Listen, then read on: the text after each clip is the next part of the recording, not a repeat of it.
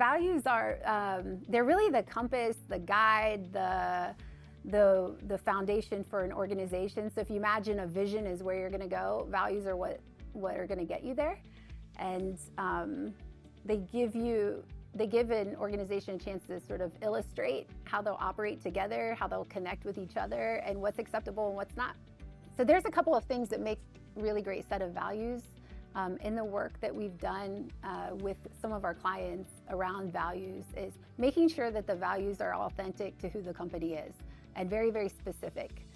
Also, what makes great values is that they're co-created and they're not just leadership driven, but they're co-created by employees in the organization so that everybody can know them, own them, and eventually drive them. That they're thoughtfully integrated into like the fabric of the culture and the entire employee experience. So they're not just values that are on a website or on a canvas on the wall, that they're actually things that people talk about and that are part of everything that they do. Well, over the course of the time that I've been at Shift, we've had, I think it's been like a couple different sets of three maybe.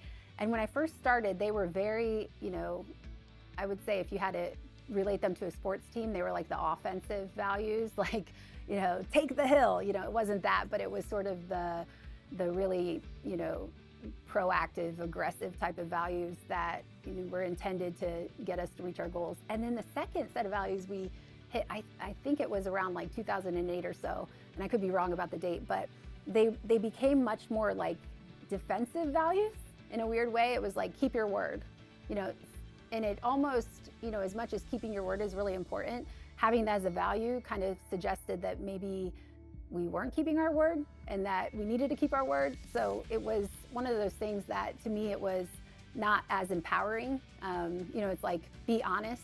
It's like, well, then it sort of, presupposes that maybe I'm not being honest, which doesn't feel right. So, the third set of values though that we did, they were much more, they met in the middle in terms of like the human part of all of us.